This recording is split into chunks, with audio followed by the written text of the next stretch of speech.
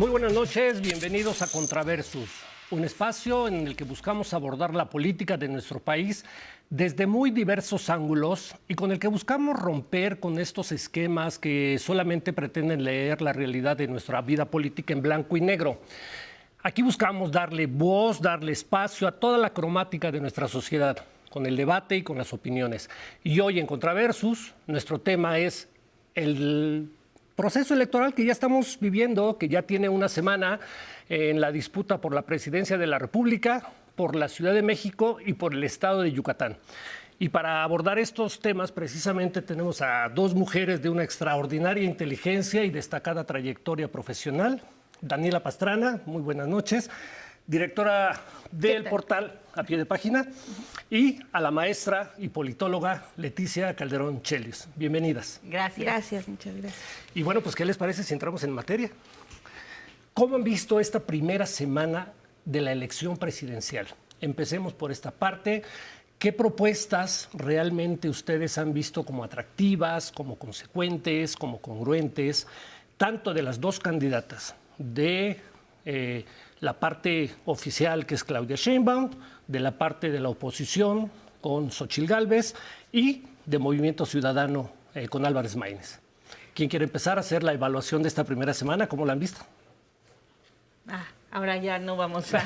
No, pues es que ya habíamos empezado casi. Bueno, me arranco yo diciendo, ¿no? Yo creo que, bueno, va interesante el asunto porque al final de cuentas lo que estamos viendo ya es por fin propuestas o posturas que permiten vislumbrar desde dónde está hablando cada uno de los candidatos, ¿no? Primero que nada, pues la candidata oficial, como tú decías, bueno, muestra una continuidad en términos de los proyectos que hemos estado viviendo los últimos años y que en ese sentido son, desde mi punto de vista, su parte fuerte. Porque si hubiera una ruptura, pues obviamente no hubiera sido siquiera la candidata que hubiera al final ganado en esta posición, ¿no? Desde esta perspectiva. Y la otra tiene que ver con justamente que ya va vislumbrando de manera bastante clara, de Claudia Sheinbaum, que ha ido a varios elementos, no nada más a su presentación en el Zócalo, que fue realmente donde echaron el montón, sino que ya presentó puntos específicos de lo que ella vislumbraría, no solo como la continuidad que se ha ofrecido, sino también ya el acento que ella pretende dar, que yo creo que ahí habría que discutir algunas cosas, pero que se van a ir aclarando cada vez más a lo largo de estos 3 meses.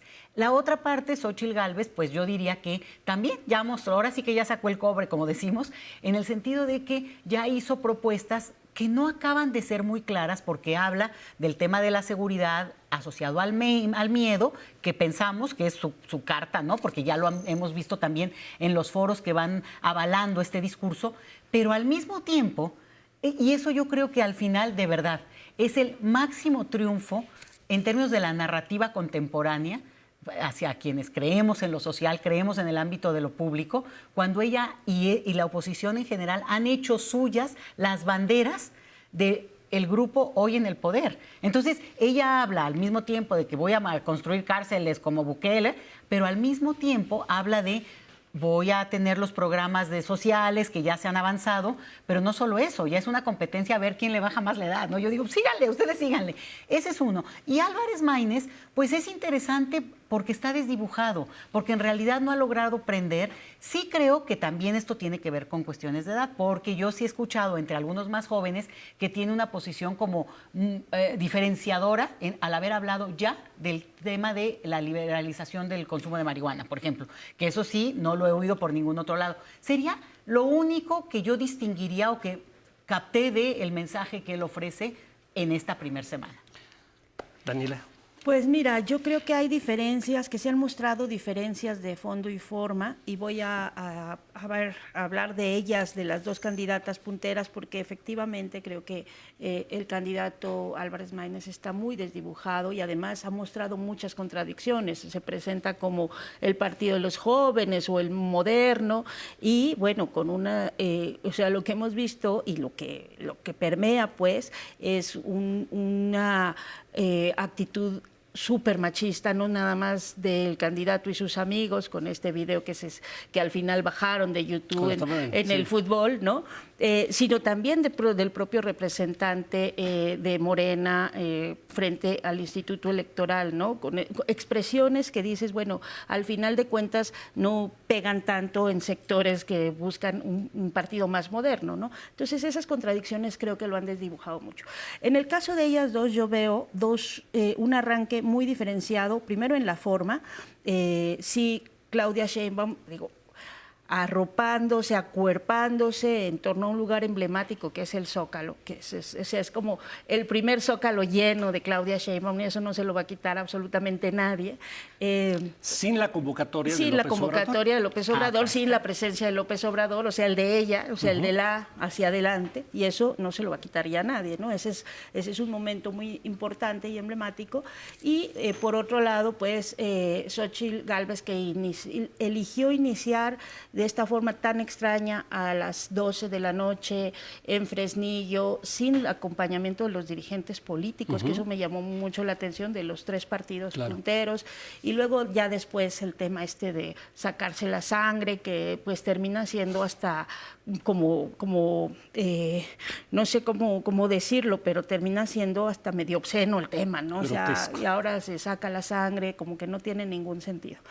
Eso, digamos, como en cuanto a las formas, que pues siempre mandan señales en política. Y en cuanto al fondo, pues claramente se ve por lo menos hasta lo que hemos visto en estos primeros días, que un proyecto está muy armado. Quizá porque es esta parte de la continuación de lo que ya hay, con elementos nuevos. A mí, del discurso inicial de Claudia Sheinbaum, me gustó mucho 2 cosas. Uno, obviamente, lo que ha sido el tema de mujeres, no nada más mujeres, Sistema Nacional de Cuidados y una serie de cosas que muchas mujeres hemos peleado mucho tiempo, sino, por ejemplo, el tema de regresarle tierras o de promover el darle tierras a mujeres rurales, ¿no? Eso que es un tema fundamental y del que casi no se habla. Entonces me gusta el tema de las mujeres, pero también me gusta que haya como vuelto a sus orígenes para darle un espacio grande al tema educativo, y que haya dicho, yo vengo de estas luchas, de la lucha por la universidad gratuita, y entonces pues ahora vamos a darle un amplio espacio al tema de la educación superior y educación media superior. Yo les preguntaría, ¿estamos viendo la contienda entre 2 figuras políticas o realmente hay 2 proyectos de nación sobre la mesa en esta primera semana? ¿O solo hay un proyecto de nación y del otro lado no hay proyecto de nación? ¿Qué estamos viendo? No, yo sí creo que estamos viendo a 2 figuras políticas, una, digamos, muy consolidada hasta por el tiempo, y una que, bueno, está incursionando en términos de no de altas esferas de la política, porque Xóchitl Gálvez era una participante de la política mediana, ¿no? Senadora pluri, y bueno, al final de cuentas ella misma se descartaba para algo mayor que no fuera, ella veía como cualquier cosa la Ciudad de México, no creo que hubiera avanzado por ahí tampoco, pero sí me parece muy interesante que son 2 figuras, ¿no? Y eso le ha dado ya un contenido por ser mujeres y porque al final, digamos, se neutralizó ese discurso que hubiera sido pues muy emblemático de Claudia Sheinbaum, ¿no? Si hubieran sido dos señores, bueno, contra una mujer, y eso creo que sí tuvo una neutralización en esta visibilidad. Pero la otra es que claramente ya están los proyectos de país, y los proyectos de país tienen que ver con que Xóchitl jugueteó, ¿no? Que es, creo que el atributo que le vieron, como que podía jugar así de entre outsider, entre la populachera, y que eso iba como que a bajarle la presión al hecho de que están a favor de las concesiones, de privatizar una serie de cosas, incluido creo que lo que ya ahorita es evidente, ella habla de megacárceles, cuando justamente hoy sabemos, sin ninguna duda, que las cárceles en este país se han concesionado como negocios. Entonces, ella habla de un tema que tendría que tocar por seguridad, que bueno, ahí ya hay una forma de ver un tratamiento a la inseguridad absolutamente errónea desde la perspectiva de muchos que consideran que la vía para conseguir la paz es la paz y no justamente ir por esta supuesta detención. Y justo toca un punto en el cual este sexenio ha sido muy enfático, y es, si continúa la impunidad, No importa que tú tengas 200,000 cárceles. Al final de cuentas, si son negocio, pues eso es lo que ha pasado, ¿no? No se resuelve el tema. Entonces, ya se vislumbra que, yo lo decía como ejemplo, concesiones como negocios. De repente tú tienes temas, y este va a seguramente ser uno de los grandes temas del futuro nuestro, pues el tema de concesiones como para el agua. Y ahí, en el momento en que empiezan a hablar de privatizar o empezar a no reconocer derechos humanos como este tema, pues tenemos los proyectos de país y ahí ya los estamos aclarando frente a nuestros ojos. Yo les preguntaba esto porque en el arranque vimos a Claudia Sheinbaum presentando 100 propuestas de gobierno, pero del otro lado, pues hemos ido viendo que son como a cuentagotas. No he visto, digamos, un esquema así como se presentó de 100 propuestas. Y sin embargo, del otro lado, yo he visto que Xóchitl está tomando muchos temas, como decías, de la izquierda tradicional. Ya está hablando incluso de estar a favor del aborto. Que lo sostenga. Que lo sostenga. A eso ya ha venido diciendo que los programas sociales siempre han estado ellos a favor, la parte, ¿no? El pacto de sangre fue por los programas sociales, para mantener los programas sociales. A eso me refería. ¿Hay proyectos o de las dos partes o solo ocurrencias de un lado y un proyecto del otro lado o no hay de ningún lado? Yo creo, mira, que sí hay, o sea, está desdibujado en el discurso porque justo no han encontrado el tono de cómo presentar a Xóchitl, que puede ser... Eso hace un pacto de sangre para decir, sí, se van a mantener los programas sociales, que es lo que más le han criticado al gobierno de López Obrador. Entonces parece que es un poco contradictorio, pero yo creo que hay un proyecto de nación del lado del frente opositor, por lo menos de un ala del PAN, muy ligada al calderonismo, que está absolutamente ocupando los espacios alrededor de la candidatura de Xóchitl Gálvez, y que eso ya se ve como muy claramente. No nada más es el recorrido que hizo ella en Estados Unidos y España y que se reunió ahí con Felipe Calderón, sino una serie de personajes muy ligados al calderonismo involucrados en la campaña, ¿no? Y está Lozano y está este señor que fue secretario de Desarrollo Social y que decía que podíamos vivir con 6,000 pesos, ¿no? Cordero, exactamente. Sí. Cortázar. Está Max Cortázar, es una repetición, la campaña de 2006 del peligro para México, que tú conoces requete bien, hicieron hasta un libro de esa elección. De pronto ves repetido el tema, o sea, uno lo ve y dice, no puedes evitar pensar en esa campaña con lo que están 2006. haciendo. Sí, la de 2006. Bueno, y la cantidad de bots que hemos visto también, ¿no? Todo eso lo estás viendo, estás viendo muy involucrado al equipo calderonista ahí.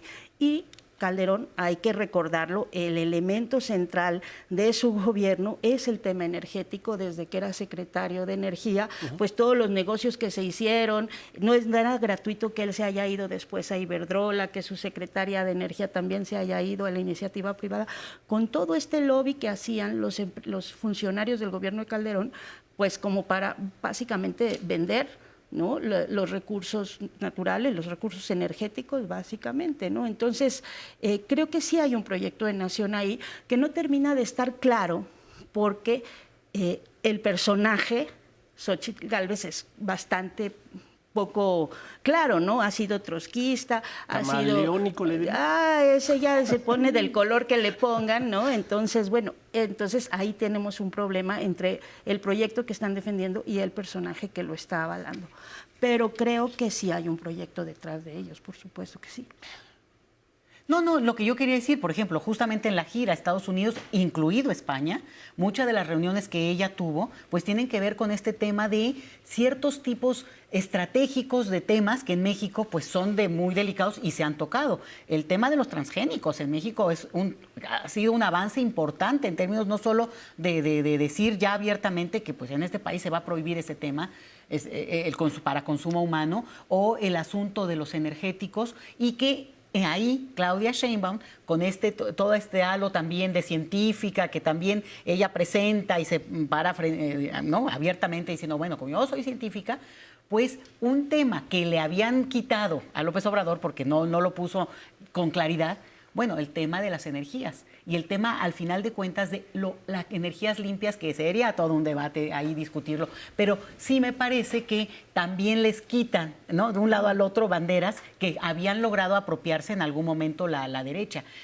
Creo ahí que va a pasar algo que se vuelve muy interesante, y es la manera en que el personaje Xóchitl Gálvez, de verdad, digo, más allá de la persona, ¿no?, que merece todo el respeto cualquier persona, claro, pero claro. Es tan caricaturesca que no va a lograr conciliar todos esos intereses sin descaradamente y como debe ser sostenerlos, que eso ha pasado con mucho temor, lo diría yo, en la derecha de otros lugares. Hablábamos de Argentina, de Brasil, antes de que empezara acá el programa, y abiertamente y sin ningún coqueteo se ha dicho por esos personajes de esas derechas lo que quieren, y así han avanzado. Entonces, acá no lo quieren decir porque en la narrativa contemporánea mexicana eso está completamente desgastado, está fuera de momento histórico, y sin embargo, pues obviamente creo yo que es insostenible que una Xóchitl Gálvez pueda estar cada día jugando o brincando o haciendo cancioncitas para con eso hacer realmente lo que creo que ha logrado, que se hable de ella a diario por alguna pifia. Nada más. Una pregunta que creo que tiene que estar aquí. ¿Está el presidente Andrés Manuel López Obrador en la contienda? ¿Sí o no? Pues Leti dice que va a estar para siempre en como Pedro Infante. Corazones, como Pedro Infante. Yo creo que sí, o sea, está Es decir, jugando. la oposición dice, está metiendo la mano, la oposición lo dice en un sentido, está metiendo la mano con recursos, está metiendo la mano para apoyar a Claudia Sheinbaum. Y del otro lado dicen, el presidente no está metido, pero su programa, claro que es el que apoyan los mexicanos. Claro, o sea, él está metido en el sentido de que él defiende su proyecto político, y su proyecto político no era para 6 años, aunque él se vea a sí mismo solo en este periodo, ¿no? Porque yo sí estoy convencida de que él quiere decir, yo ya entregué, yo ya hice mi trabajo de 30 años y hasta ahí, ¿no? Y eso va a ser un parteaguas, o sea, porque nadie lo cree, o muy pocas personas quieren creer que realmente no va a estar después de octubre, pero yo creo que no va a estar después de octubre y que tenemos que prepararnos para eso. Entonces, él, pues, obvio, está defendiendo el proyecto que tiene, y es un proyecto de transformación. Ahora, eso implica participar. Pues claro, está lo que decíamos, Claudia Sheinbaum representa un proyecto de continuación o continuidad de esa misma propuesta, y entonces, pues por supuesto, permea, o sea, hay un empate narrativo incluso entre los 100 puntos que está o promesas que ha hecho con los 20 reformas que presentó el presidente, o sea, pues van muchas de la mano. Hay algunas que tienen algunas diferencias, hay algunas cosas que ella le pone extras de sus propias ideas, como esto de la educación, pero realmente pues están muy empatados. Tenemos que ir a un corte, y regresando, creo que este es un asunto de una buena discusión, si está o no el presidente, y regresando, seguimos platicando de este asunto.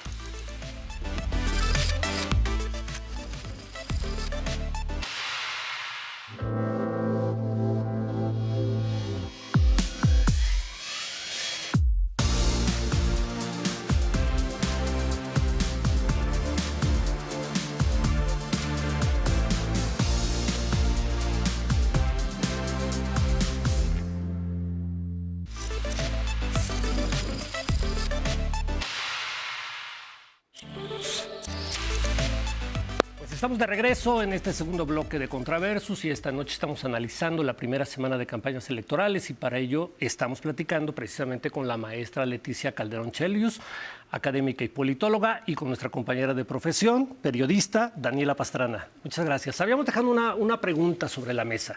¿Está o no el presidente López Obrador en esta contienda? Obviamente. O sea, es que lo que me parece muy interesante es que, digamos, se haya ubicado esta disputa política nacional como si el presidente fuera uno y toda la oposición contra él, ¿no? El superhombre. Digo, es obvio que tiene una personalidad apabullante, que controla, que dice, que manda, y un poco el escenario de las mañaneras sirven para eso, ¿no? Te traen una demanda, la resuelve, Pero él mismo ha hablado del elefante reumático en el sentido de que no es fácil y un país como el nuestro de casi 130 millones de habitantes y una burocracia como la que tenemos, instituciones de tal nivel, pues obviamente tienen vida propia. Entonces, esto a lo que voy es, el presidente, claro que en su carácter político y de político de toda la vida y del modelo político con el que logró finalmente impulsar el modelo de país que él vislumbra para México, pues está jugando como los demás actores, desde una cancha privilegiada, si tú quieres, porque él logró llegar a la presidencia. Pero me parece que es muy ingenuo, sobre todo de parte de la oposición, que han ubicado ahí todas sus fuerzas y no se han dado cuenta de todo lo que pasa alrededor y de lo que se ha movido. Obviamente sí se dan cuenta, ¿no? Y por eso también es parte de la reacción. Pero en otros países lo que pasa es que aquí hay un poco de prurito por nuestra propia historia. Pero en todos los países, el presidente en turno es claro que quiere continuar con el proyecto que ha impulsado. Díganme el país que ustedes quieran. Y ahí no hay una ilegalidad, sino al contrario, es mínimo lo que hay que hacer. Eso no quiere decir que abiertamente, por ejemplo, según las leyes electorales de nuestro país, no puede mencionar ciertas cosas, no puede hacer alusión a los programas sociales, hay una veda electoral. La oposición dice que sí lo está haciendo, maestra. Bueno, porque la oposición le toca decir... recursos públicos para favorecer a Claudia Sheinbaum. Pero a Claudia Sheinbaum la favorece el hecho mismo de que es digamos, su compañera de partido, de lucha, de historia política, que al final de cuentas, y fíjate, es interesante, porque en todo caso, respecto a los otros compañeros que estaban postulándose, ella es la que es realmente el brazo que junto a él desde hace 20 años. Ya sabemos esta historia, ya se ha contado además mucho. Ninguno de los otros. Los otros han sido en algún momento, me refiero a Ebrard, ¿no? que eran los que posiblemente podrían haber sido también los presidenciables. Entonces, yo lo cambiaría y diría, ¿de qué manera y hasta qué punto, ahí sí podríamos ver, podría haber una ilegalidad o cuándo la hay y en todo caso cómo funciona la institucionalidad para ¿Ve que sea ilegal?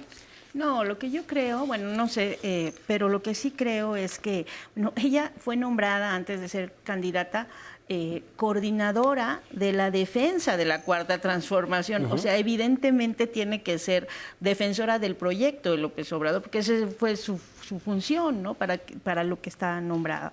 Y lo que sí creo es que sí se está tratando de configurar desde la oposición como esta narrativa y estos elementos de decir, bueno, está cayendo en ilegalidades para después venir a impugnar la elección, porque pues la diferencia es muy grande. Esto ¿no? que dices es muy interesante. O sea, está señalando que la oposición está como configurando una narrativa para pedir la anulación de los comicios. Yo creo que sí lo está haciendo, como muchas otras cosas que está tratando de hacer de forma, pues lo que vimos en estos últimos 2 meses, ¿no? O sea, todas estas campañas, el narcopresidente, hay por supuesto una configuración de un escenario para generar, no creo que problemas durante la elección, sino después de la elección, en el cambio de gobierno, con una candidata o con una ya mandataria que no tenga ese poder, ese arrastre.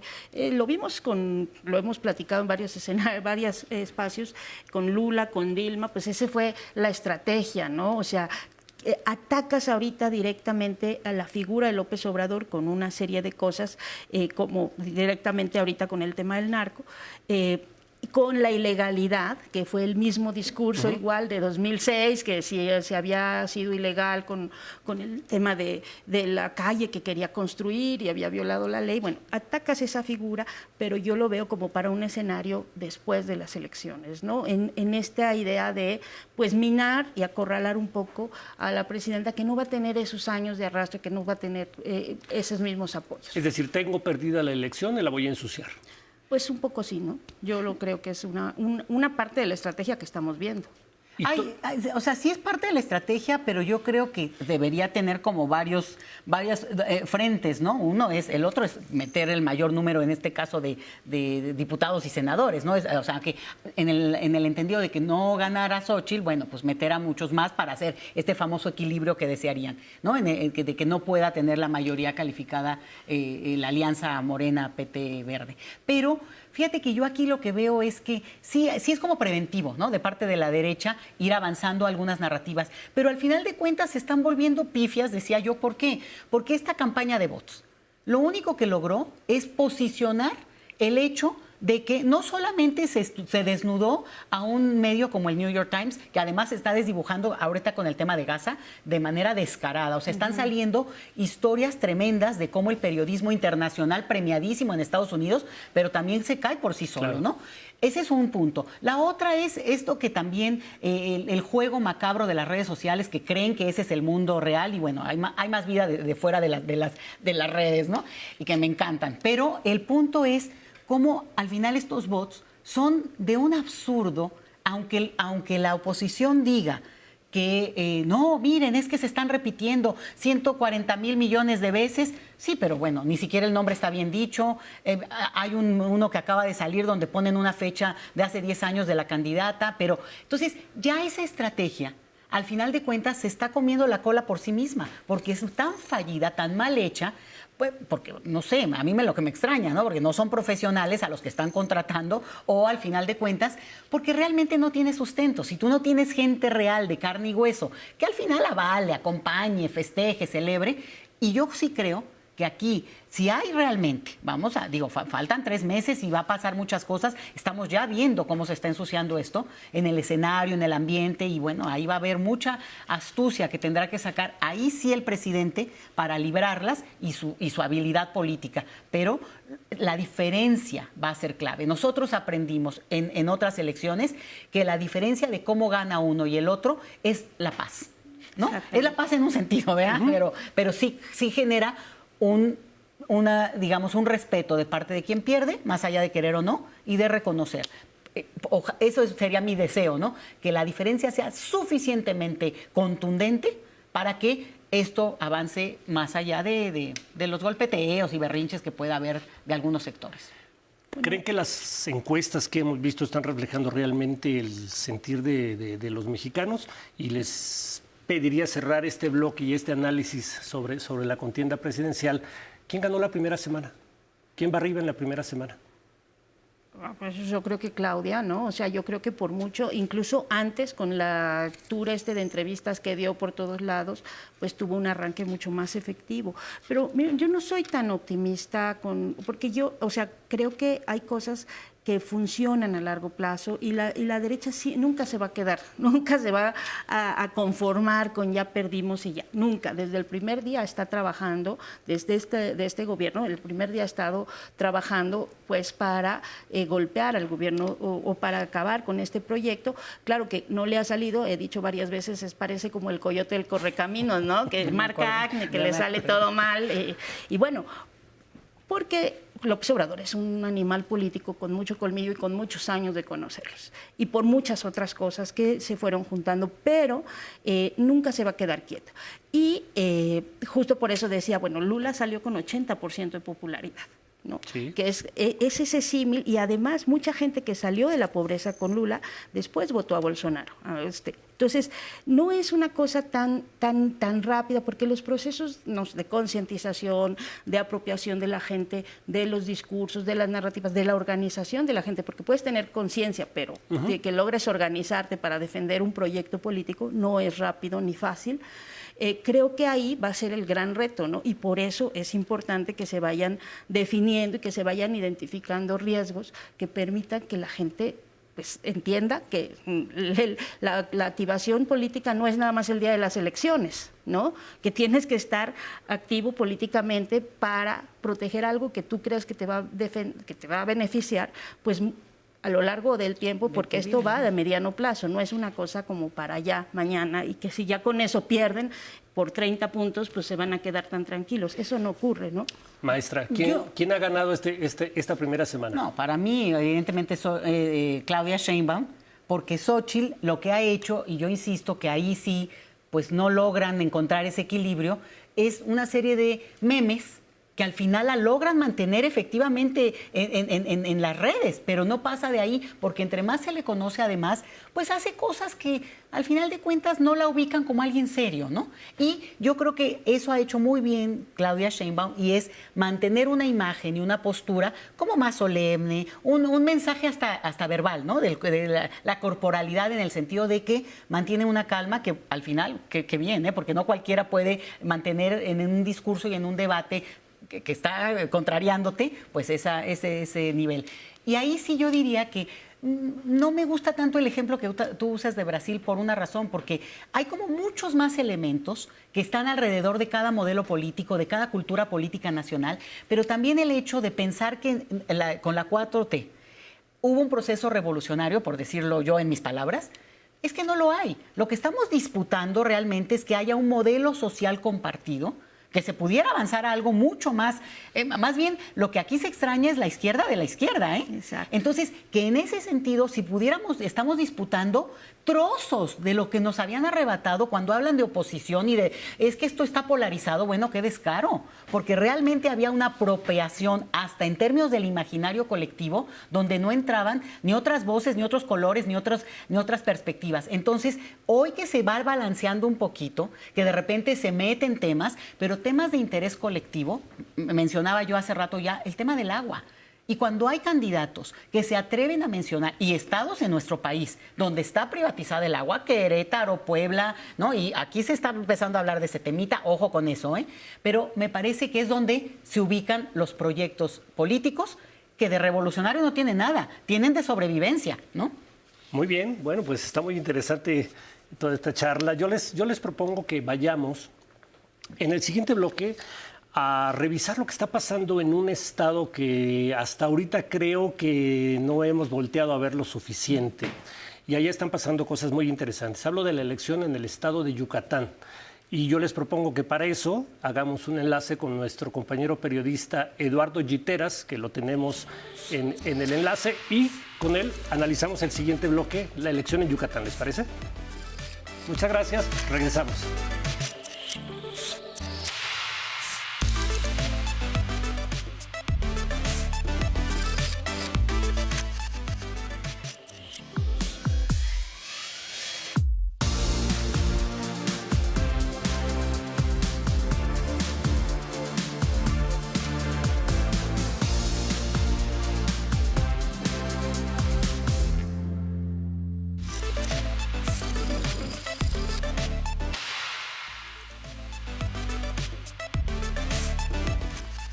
Muchísimas gracias por quedarse con nosotros. Estamos platicando sobre la primera semana de las elecciones en México. Y como les decía al principio, vamos a ver qué está pasando en un estado sobre el cual poco se ha dicho hasta el momento. Estamos hablando de las elecciones en el estado de Yucatán y para eso estamos vía Zoom con nuestro compañero periodista Eduardo Giteras, director de Info Giteras en Yucatán desde hace 17 años. Eduardo, muy buenas noches. Cuéntanos, ¿cómo van las elecciones en Yucatán? Mucho gusto. Cuéntanos, ¿cómo van las elecciones en Yucatán? ¿Quién va adelante? ¿Quién está cerrada la contienda? ¿Está muy abierta? Tradicionalmente Yucatán ha sido un estado en el que el PRI y el PAN se han venido disputando históricamente las posiciones políticas, las gubernaturas, y hoy PRI y PAN van juntos. Bueno, para empezar, te diría que las dos principales coaliciones, estamos hablando de PRI-PAN, efectivamente, y Nueva Alianza, por un lado, Morena, PT y Verde, por el otro, son, digamos, quienes encabezan las posibilidades de gobernar Yucatán, ¿no? Por otra parte está Movimiento Ciudadano, también con su candidata, y el PRD, con una candidata que la verdad es más decorativa que otra cosa. Pero aquí hay que puntualizar algo. Los priistas y lo que era el PRI formalmente se ha quedado prácticamente como un envoltorio vacío. Muchísimos priistas se fueron. Primero a Morena, muchos de ellos, y ahí está el ejemplo de Jorge Carlos Ramírez Marín, el senador. Un liderazgo que siempre ha estado un tanto en confrontación con el exgobernador también priista, Rolando Zapata, y Rolando Zapata se ha quedado en el PRI y se fue a apoyar la candidatura de Renán Barrera, el exalcalde de Mérida, y panista.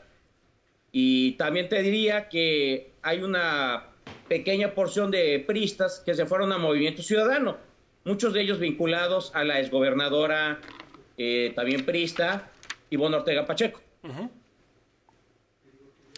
A ver, Las encuestas en Yucatán, por lo que yo tengo registrado, están dando una ventaja muy diferenciada de preferencias por partido político. Le dan 9 puntos a el PAN y al PRI sobre Morena. Pero en elección por candidatos, el candidato de Morena va arriba por 5 puntos. ¿Cómo explicar esto, Eduardo? Bueno, la verdad es que yo he visto diversas encuestas y ahora sí que según quien las paga, según sale el ganador o el perdedor. Yo te diría que también en ese aspecto Yucatán se cuece bastante aparte. En la pasada elección a la gobernatura hubo un voto diferenciado.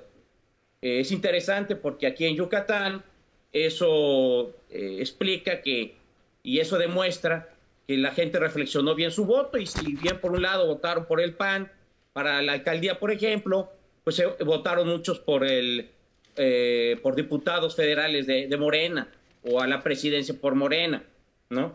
Entonces hubo voto diferenciado. Yo te diría que habría que esperar. Yo creo que también en esta ocasión habrá un voto posiblemente diferenciado, y que también es difícil conocer la intención del voto en Yucatán, porque el yucateco se guarda mucho eso, no le gustan las encuestas y luego dice una cosa y hacen otra. Esa es la experiencia que ya se tiene aquí. Y hay que agregar también que Yucatán es un estado con una gran, enorme participación. Aquí el voto es por encima del 60% de la participación ciudadana. Entonces seguramente vamos a ver una elección muy concurrida y además muy disputada entre estos dos bloques, que más allá de las siglas políticas, la realidad es que se han sumado a una fracción y a la otra, estoy hablando PRI, PAN, y del otro lado Morena, Verde, fundamentalmente, liderazgos políticos, tanto panistas. Recordemos que Rommel Pacheco hasta hace muy poco era una figura, era un diputado federal del PAN, ¿no? Brincó a última hora a Morena para ser candidato a la alcaldía. Y por otra parte, también tenemos figuras del PRI, como ya señalé, como Jorge Carlos Ramírez Marín, que también de último minuto decidió dar el salto, ¿no? Y que ha asegurado por esa vía, al parecer, el Senado de nueva cuenta. Va a repetir en el Senado, repetiría en el Senado en la próxima legislatura, ¿no? Entonces, yo te diría que aquí está esto muy cerrado. La disputa se centra en dos aspectos muy importantes.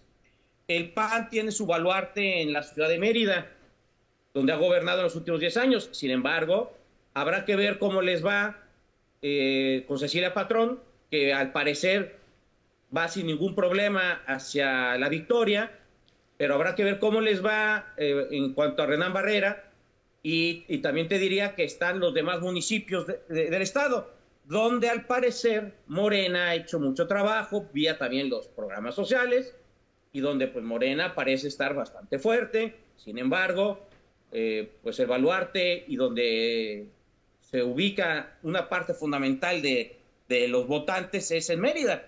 Y allí es donde efectivamente Huacho, el candidato de Morena, está enfocando sus baterías, y están en la creencia de que con un panista como Rommel Pacheco podrán arrancar esa tajada de votos al PAN que les hace falta para ganar la gobernatura.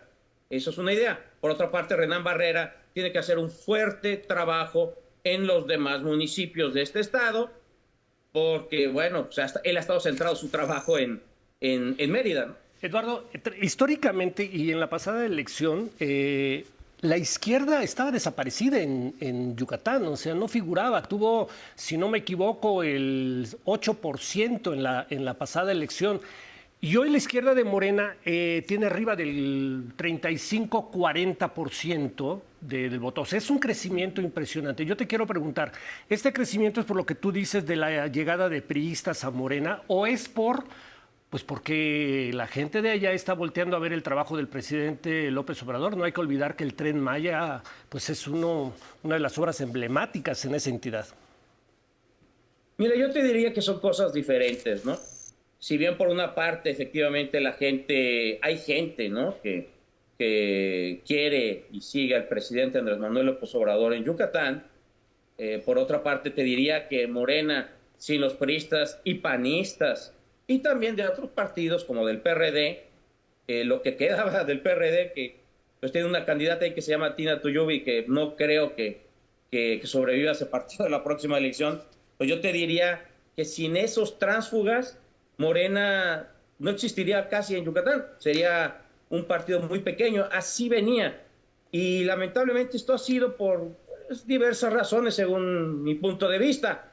Los liderazgos originales de Morena no han tomado la decisión de hacer crecer este partido. Ha habido errores por parte de ellos, también de imposiciones desde la capital, ¿no? Siempre hay un poco esa idea desde la Ciudad de México de querer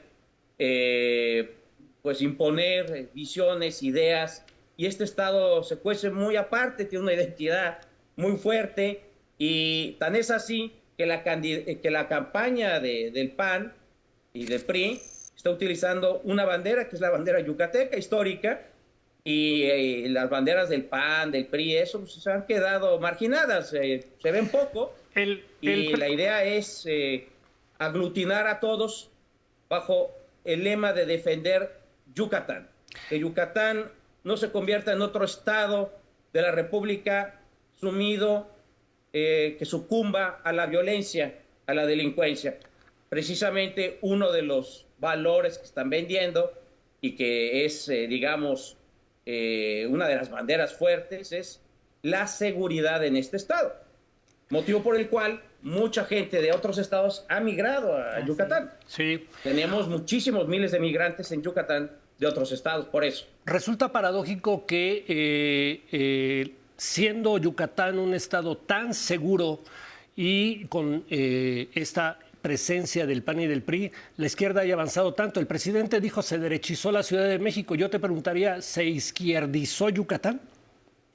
No, yo eso de verdad, yo te insisto, aquí si tú hablas de que la izquierda es Morena, pues desde mi punto de vista, Morena no es un partido así que yo te diría de izquierda. Netamente, digo, desde mi perspectiva, con todo respeto, yo te diría, Morena ha crecido, sí, claro, por el trabajo del presidente, por todos los programas que hay, también seguramente por el Tren Maya y otras obras que se han hecho, pero que en Yucatán se han realizado de la mano del gobierno del estado, inclusive del Ayuntamiento de Mérida.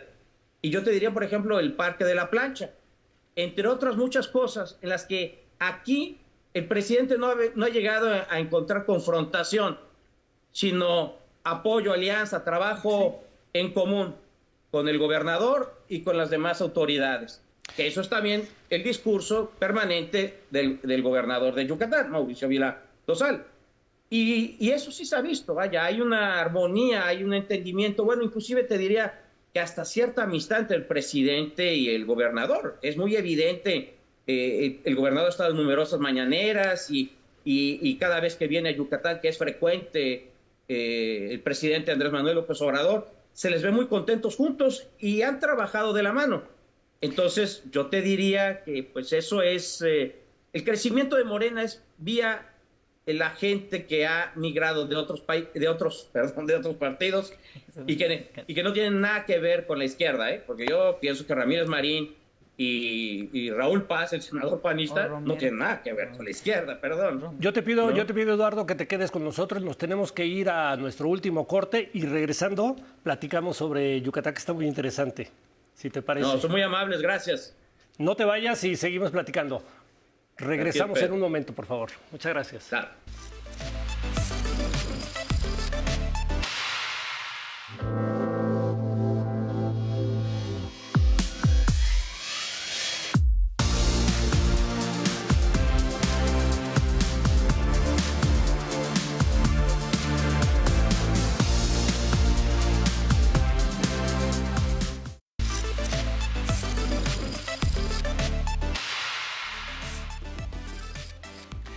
Muchísimas gracias por estar aquí en Contraversos con nosotros. Estamos en el cierre de nuestro programa y regresamos con nuestro compañero periodista de Yucatán, Eduardo Giteras, para que nos diga quién va ganando entonces en esta primera semana en los comicios de Yucatán, Eduardo.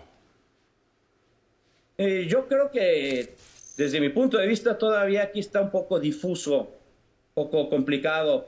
Hay mucha neblina para decir quién es el ganador. Te comentaría que si bien algunas encuestas ponen a la cabeza a Renán Barrera, habrá que ver. Fue accidentada esta primera semana. ¿Por qué? Porque el candidato de Morena, Guacho Díaz Mena, se accidentó, se lastimó, se cayó, se rompió, pues parece que un brazo. Ya hoy apareció en un foro de la Canacintra por primera vez públicamente, desde hace ya unos 10 días aproximadamente.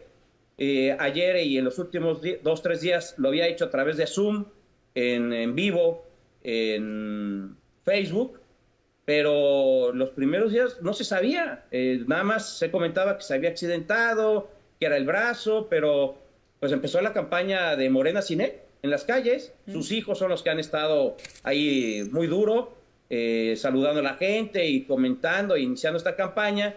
Y algunos de los candidatos al Senado, como Ramírez Marín, después se sumaron. Entonces esto generó muchas especulaciones respecto a si Guacho se haría a un lado, si dejaría la candidatura. Digo, cosas que la ha desmentido ya en estos días. Y bueno, en el foro de la Canacintra fueron a hablar sobre pues, temas que tienen que ver mucho con el interés de los empresarios de que continúe este modelo de nearshoring, ¿no? Tan vinculado a la economía estadounidense y también a seguir buscando inversiones en el extranjero y exportar productos de Yucatán a otros países y continentes, que es lo que ha estado haciendo el gobernador Mauricio Vila. Ha viajado bastante y se han llegado inversiones. Y por lo que veo, Renán Barrera está haciendo esa propuesta.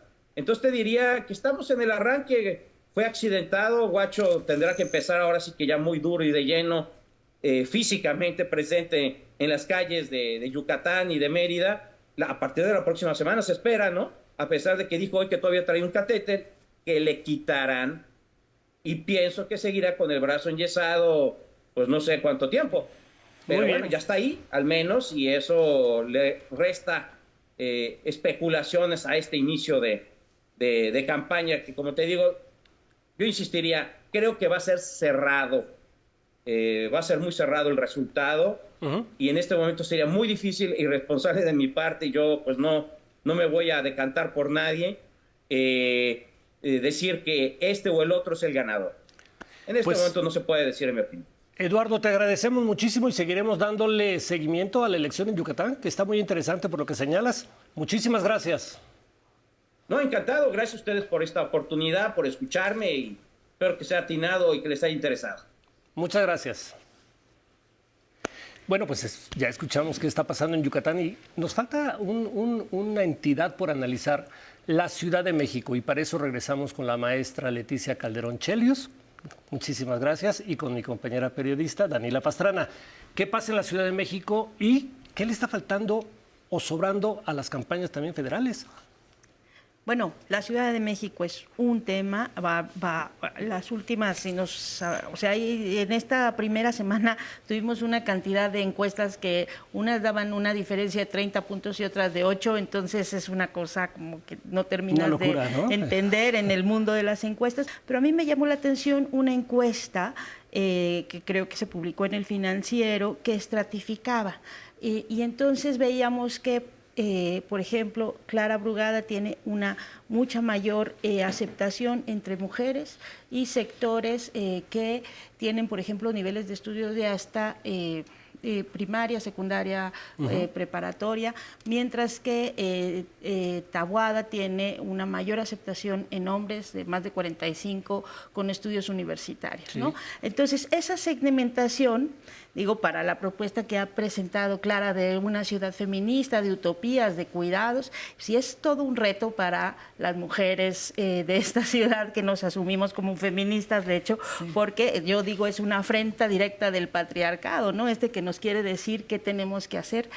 O sea, ¿lo ves como una buena propuesta de campaña? De Clara, yo creo que sí, por supuesto, afianza a este sector que está defendiendo o que naturalmente está inclinada hacia ella. Me llama la atención también el sector joven. Hay 1.5 millones de personas menores de 30 años de votantes, 600,000 que van a votar por primera vez.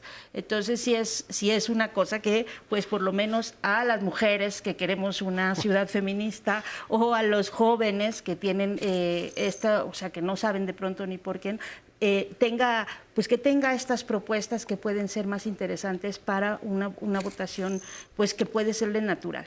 Ahora, me quedan 2 minutos. Solo quiero decir una cosa. Creo que el despliegue de dinero que se vio en esta primera semana para Santiago Taboada sí nos habla de que hay un interés especial, así como decíamos del Congreso, ¿no? Bueno, pues ya no tienes la presidencia, pues vamos a buscar lo que se pueda en el Congreso, en la ciudad también. Muy bien. Maestra.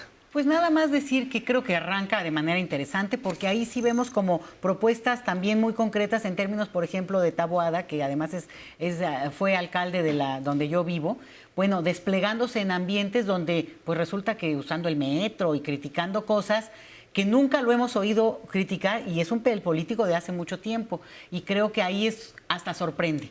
Interesante con los datos que tú dices.